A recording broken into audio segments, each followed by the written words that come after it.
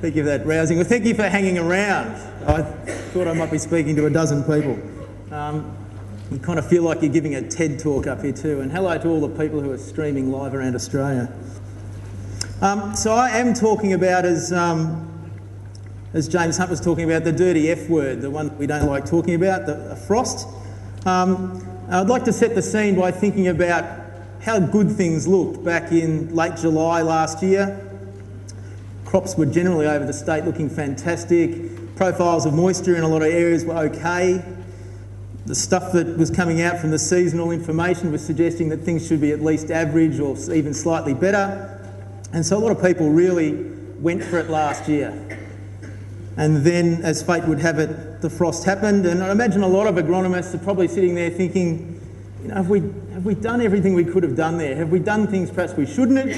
Or, you know, what could we have changed, perhaps change this event? So the things I'm going to be showing today hopefully will shed some light on perhaps what you could change. But I think the crux of my talk is that really we shouldn't be throwing babies out with bathwater, and that, you know, for most people I think there's probably not much they should change at all as a result of last year's frost. So, very brief background, we've probably all seen frost damage. It happens in very many forms though. Missing florets as shown by the picture here. So very early frost there when heads are just about coming out. Sorry? Oh, yeah, that'd be great, so I can actually see it. That'd be good. Missing grains when the frost is happening at flowering. Shriveled grain with no starch in it as the frost happens in the grain filling stages, in the early parts of grain filling. It's usually altitude related, so it's the lowest parts of the paddock. The bit that scares most farmers is that you can get 100% loss, and I think that's the bit that really niggles in their brain about how bad frost is, even though most of the time it's nothing like that. And it's really often hard to tell when it's less than a 15% yield loss. In most frosts we have, there is always this complex with drought stress at the same time. Because as I'll show, frost, and particularly black frost, happens when there's not much soil moisture around, and it's really difficult to tease out the two.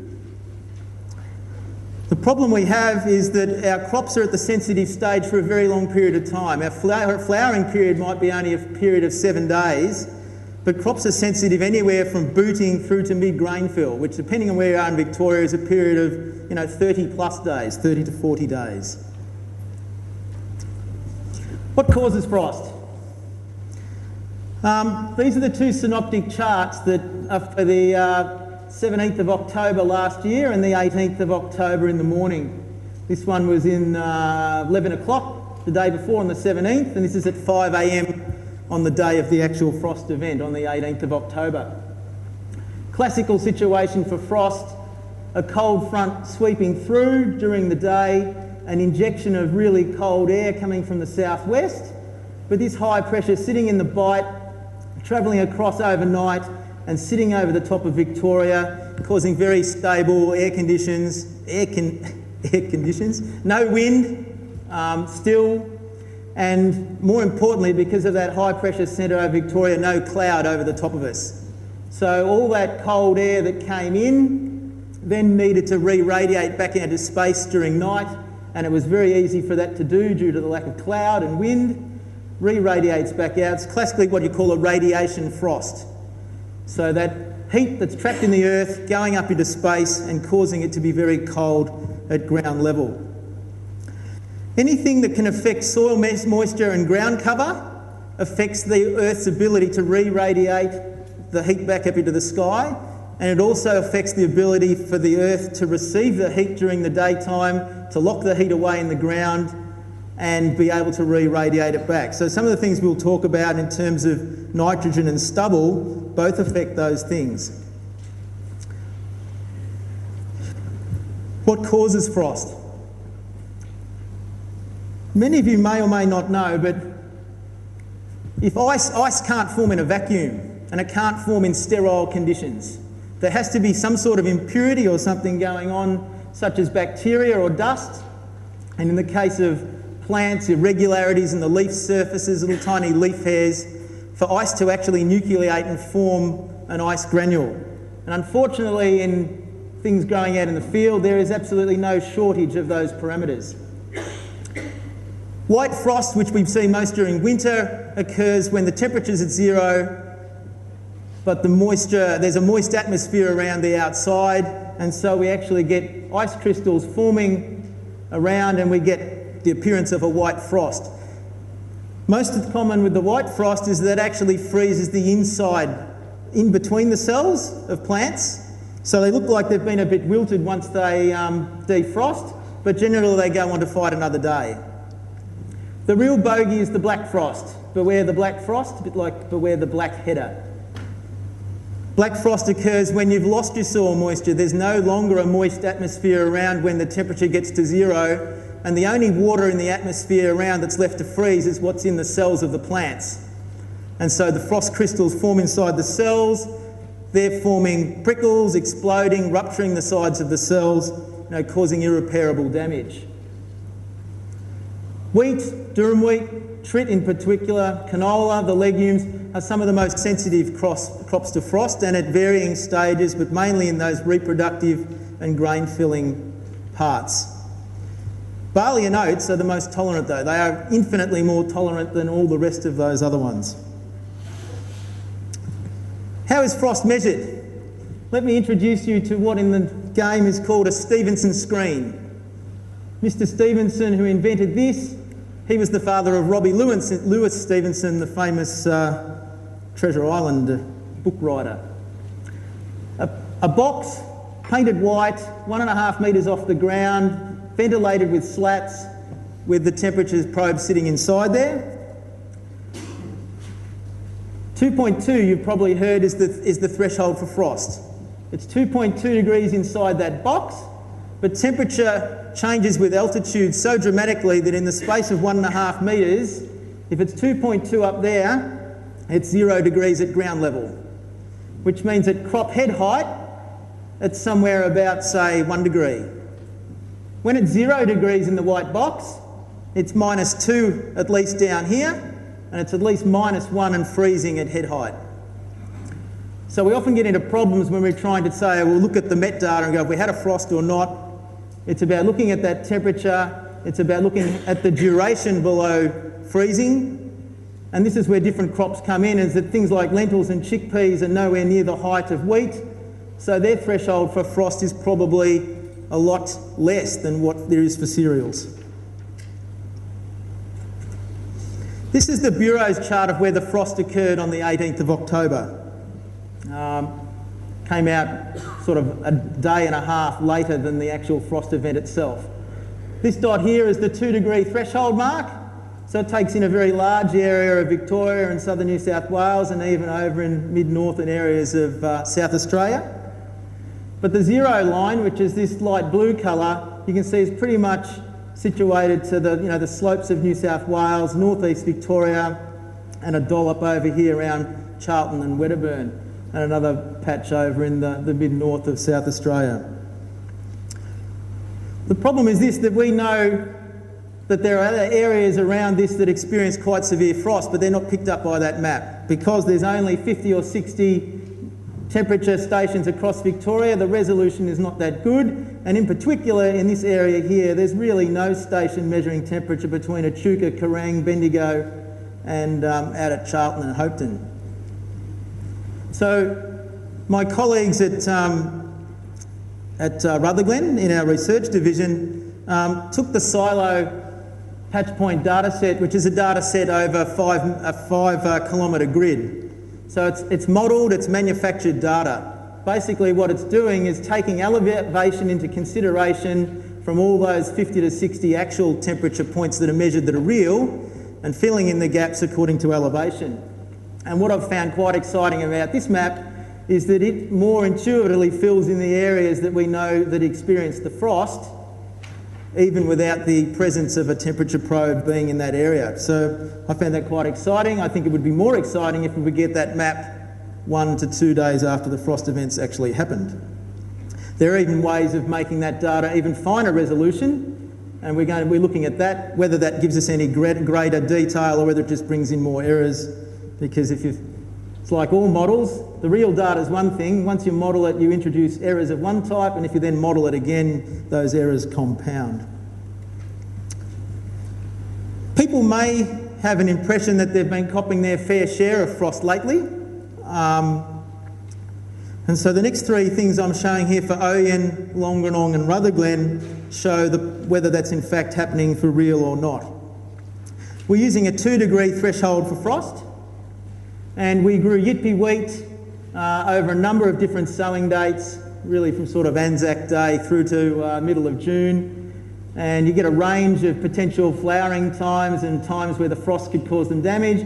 And you just interrogate a massive spreadsheet of daily temperature data for the last 110 years and die with Excel and just show the number of times that a frost has actually occurred. So you can see there for Oyen, the probability of frost, not surprisingly, would be no surprise to anyone, is not very high. You know, often only 1 to 2 frosts at that 2-degree level. And if you take it to a 0-degree frost level, you know, there's actually not much detail in that graph at all. However, when we move to the Wimmera and we look at somewhere like Longerenong, same variety, Yitpi, a changed frost window that we're looking at, apart from back here in 1905, which must have been a pretty interesting time to be alive with 25 frosts for the flowering period, things have stayed pretty much static. And then we've got this quite a large bump in the last sort of 20 years. I think the data, the graph that I've shown in the notes is actually for 0 degrees, and I'd ask you to have a bit of a look at that because it shows a much more stagnation along here and a much more interesting blurb in the last 20 years. So I would see, at least in some areas of Victoria, there is some evidence that perhaps the incidence of frost is a little bit greater. If we move to a real frost hollow, which is at Rutherglen, much more frosty times. If you put a line through that data, let me tell you, there is definitely an upward trend in that. I don't think you'd need to be Einstein to see that if you squeeze your eyes. And a lot of this flies in the face of people's thinking that if maximum and minimum temperatures have an upward trend, and they do through most of Victoria, how could this be that frost, which is the cold event, is actually increasing as well? It seems to fly in the face, counterintuitive. There's a couple of things that scientists think could be at play. The first is the prevalence of the subtropical ridge of high pressure that sits over Australia, has been strengthening over the last 100 years. And so when you're looking at the injection of cold air coming in from those passing fronts, and then you're getting that high pressure sitting there and stagnating over you instead of travelling through a bit quicker, it just allows those conditions perhaps to be a bit more able to cause those convective frosts. The other thing that's happened in this sort of 20-year period is that we've had a lot more El Niños in that time than perhaps we had back in this part.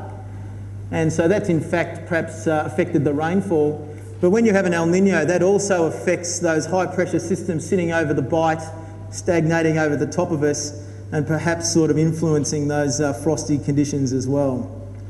And because during El Niños, often there's dry conditions as well in spring, that when the crop's pretty poor and looking ordinary and you most don't want a frost to get most of it to get to the header, they're the most likely times you're likely to get frost in Victoria. And it turns out that my data is no lie because someone else is proving it as well.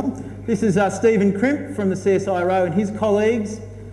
This came out in Ground Cover magazine. I just screen grabbed this and stole it, so the resolution is not very good. But the regions in blue are the areas of Australia which are showing a positive trend towards more frosts in the period, I think it's from August to November. And the red are those areas that are experiencing less frost in those periods. I think the sad thing is for Victoria is that most of our grain area, barring the Mallee and the southwest, are in this increasing trend for frost area. Some of you may have helped us out here. DEPI and myself sent a survey monkey out to people in October last year and asked for responses to what people thought of the impressions of heat and frost. And so this is the first exposition of some of that data. So we asked people their perception of how many years in 10 they think frost affects wheat yield in their area.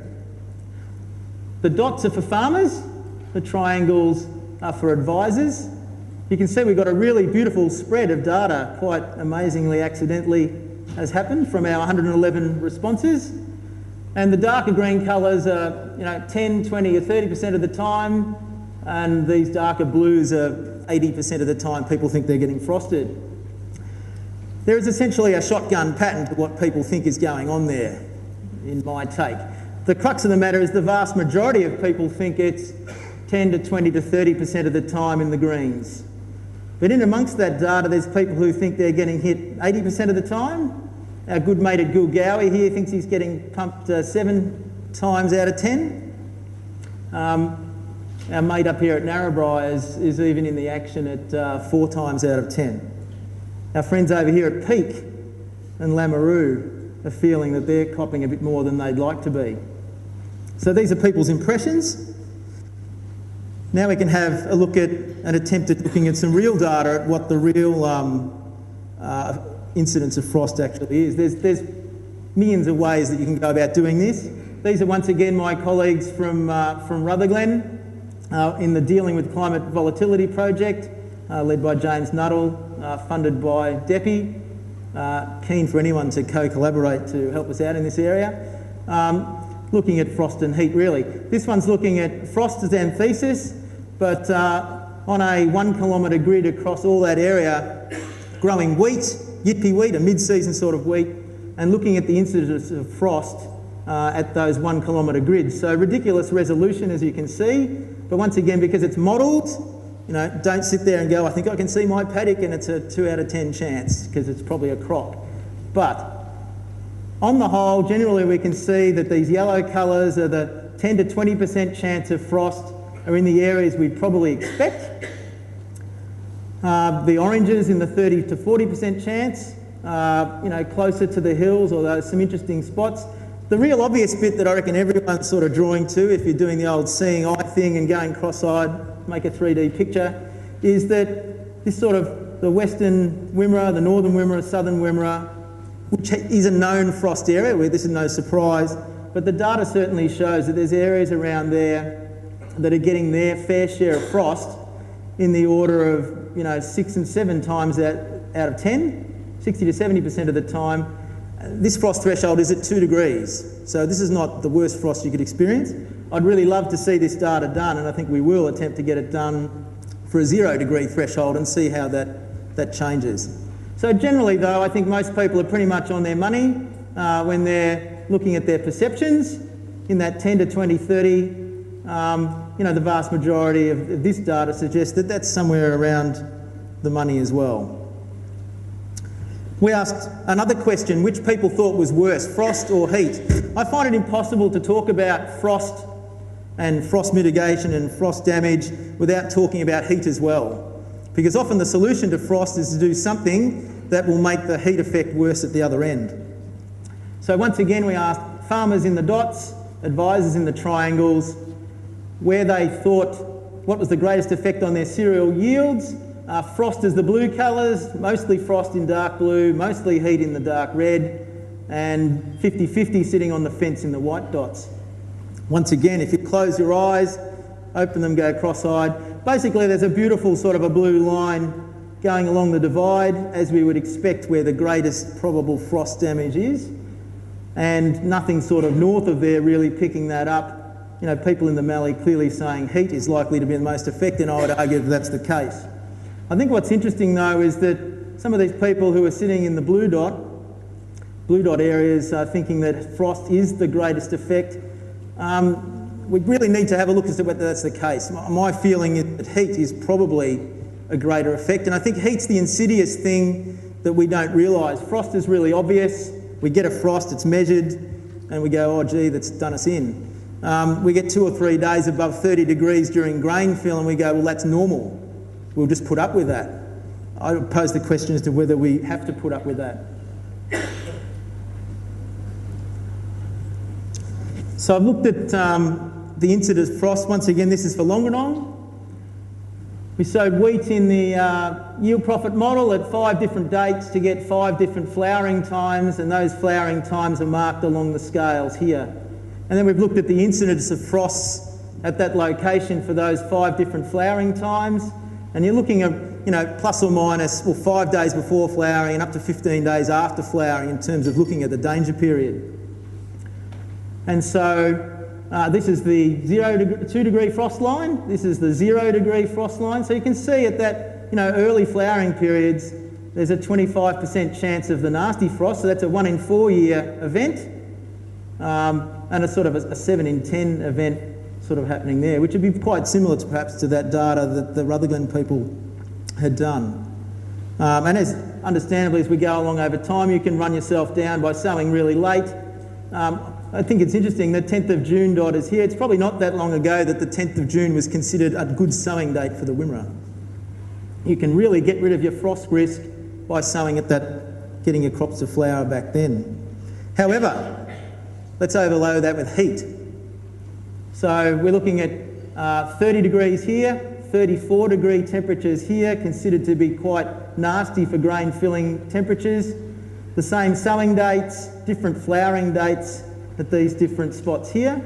And we can see our good old buddy starting at the 10th of June, flowering the 23rd of October, has belting himself with a 1 in 2 chance of getting extreme heat during grain fill. What I really would love to do would to be able to interpose this one with this one. I like flicking between them. James Hunt was talking about the flowering window, and the way scientists have looked at this over time is you draw your frost graph, you draw your heat graph, and the intersection of those two is roughly around about that point there. So your optimum flowering window is somewhere around that 5th of October. He's talking about how people would be sowing their winter wheats early, really early, sowing their long season wheats, sowing their mid-season wheats later, and then sowing their short season varieties last, in the hope to getting them flower in that optimal window. I would like to pose a question to you that if you set your whole crop up to flower in 1 week and you get a frost in that 1 week, and it's a severe one, you could potentially lose the lot. Is that a robust way, if you're worried about frost, of actually coping with it? The problem I think we have is that in my experience of the 2 major frosts that we had, the one in 1998 and this most recent one in 2013, is that playing with variety and sowing date was just tinkering around the edges, and if the frost was bad enough, nothing helped you. Nothing at all. Most of those two frosts we had were really quite late. The one in 1998 was on the 25th of October. And so no matter what you'd really done in terms of setting up sowing dates and varieties, you were in trouble. I was asked to talk about stubble and nitrogen as being an effect, and I alluded to that earlier. Both of these two things both affect soil moisture, and they both affect soil insulation. Stubble, by its nature, is preventing moisture getting out, but it's also preventing sunshine and heat getting in. And so in terms of frost, what happens normally is that the soil heats up during the day, and when the frost happens at night, the soil's heat re-radiates back out through the crop and can help to break up that frost layer at head height. However, stubble by its nature is insulating that, as James Hunt said yesterday, and so he was showing some data, the first that I've seen in Eastern Australia, suggesting that stubble is having an effect there. The other thing, anecdotally, we hear a lot about nitrogen. People saying the worst paddocks were the ones that were, we bumped the most up with nitrogen. What's nitrogen doing? If you've put on, I wouldn't say excess amounts of nitrogen, but you've built crops up to yield, a good yield, you will have increased their leaf area, you will have increased their water use at the later time of the season, and so the soil is probably drier underneath, and the crop is actually thicker. So once again, it's the heat from the sun is unable to get to the ground level to store that heat in the bank in the top 10 centimetres and re-radiate that back out overnight. So when we look at our friends up in grape growing areas in Mildura, for the last 50 years, when it comes to bud burst time, they're looking for bare and wet. They irrigate, they cultivate their cover crops, they don't have anything but bare soil and wetness when they're worried about frost mitigation. However, that's clearly not the way we're going or want to go either. I think the whole issue was clearly keeping stubble for reasons other than frost protection, and for the reasons I'll explain at the end, I think I don't think it's anything worth worrying about, to be honest. Western Australia and South Australia, though, research that they did back in 2005. This is a graph, it's the only one I've been able to find, of a nitrogen trial. This was in Yellering in WA in 05, 35, 45, 55, 65 kilos of N, and a yield response curve, yield going up, but frosted grains, percentage out of 100 going up as well. This variety here proved to be GP1, and these three proved to be feed. That's the only data I've seen to support that hypothesis. But Ben Biddle from WA tells me that they've got 3 years of data on both stubble and nitrogen having these effects in Western Australia on frost. Clearly that's not making them change their management over there greatly. Because it comes, once again, it comes down to how often does this happen. As I said, stubble, when they put their temperature probes at head height, stubble is decreasing the temperature at head height, so the frost is worse and the duration doesn't seem to change too much. Nitrogen, however, seems to be changing the temperature lower at head height and also increasing its duration. So in WA, what people are doing, if they've found they have parts of their paddocks that are constantly being hammered by frost and they say, I've had enough, they are changing their management just on those parts of the paddocks.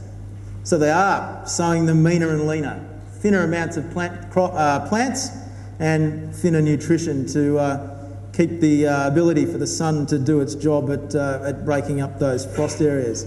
I don't think there's many areas in Victoria that probably fit into that situation, but there might be. You may well know as an advisor some of your farmers who are copping their fair share of frost and they've had enough.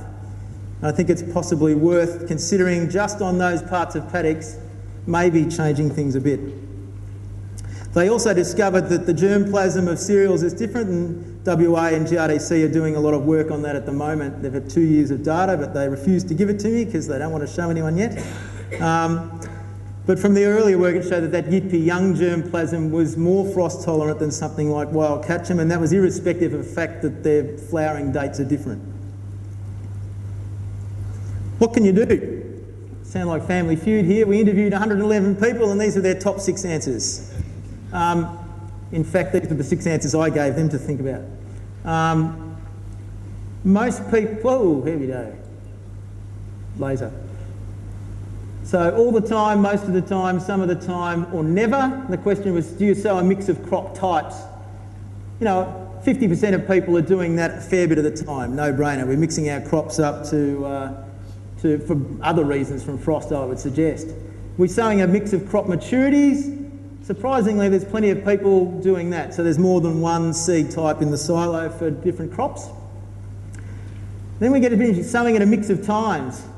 We really drop away there. There's not that many people doing that most of the time. In fact, most people, you know, plenty of people never sowing at a mix of times, and we take that, I reckon they're sowing as early as they can, as I think is probably their want and a pretty smart thing to do.